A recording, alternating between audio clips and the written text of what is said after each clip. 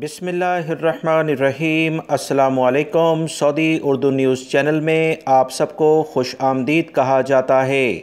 سعودی عرب میں موجود غیر ملکی اور سعودی شہریوں کے لیے سعودی حکومت کی جانب سے ایک زبردست قسم کا اعلامیہ جاری کر دیا گیا ہے، جس سے غیر ملکی افراد کو بہت زیادہ فائدہ ہوگا۔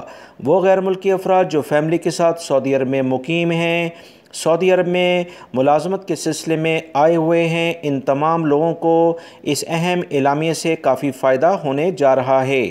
تفصیلات کچھ یہ ہیں کہ سعودی وزارت صحت کی جانب سے تمام سعودی شہریوں اور مقیم غیر ملکیوں کو کرونا ویکسین کی دوسری خوراک فراہم کرنے کے بارے میں باقاعدہ طور پر اعلان کر دیا گیا ہے۔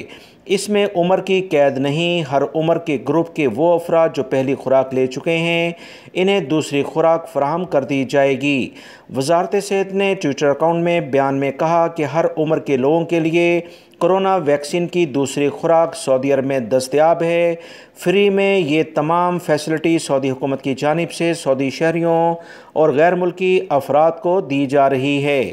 صحتی ایپس کے ذریعے تاریخ لے کر یا توکلنا اپلیکیشن کے ذریعے تاریخ لے کر دوسری خوراک کسی بھی عمر کا فرد حاصل کر سکتا ہے جس نے پہلی ویکسین لگوا لی ہے۔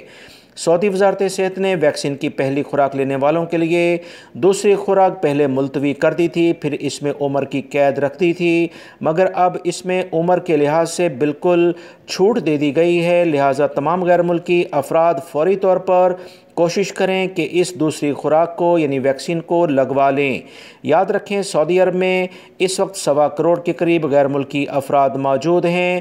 سعودی حکومت ویکسین کے معاملے میں سعودی شہریوں اور غیر ملکی افراد میں کسی بھی قسم کا کوئی لحاظ نہیں رکھ رہی، لہٰذا اس تمام صورتحال سے بھرپور فائدہ اٹھایا جائے، کیونکہ بہت سارے ممالک میں ویکسین کی شارٹیج بھی ہے، مگر سعودی حکومت کے اہم ترین اقدامات کی بنا پر مکمل لیول پر ویکسین دستیاب ہے اور فری میں سعودی شہری اور غیر ملکی افراد کو لگائی بھی جا رہی ہے۔ ویڈیو لائک کر کے شیئر بھی کیجیے گا۔ السلام علیکم۔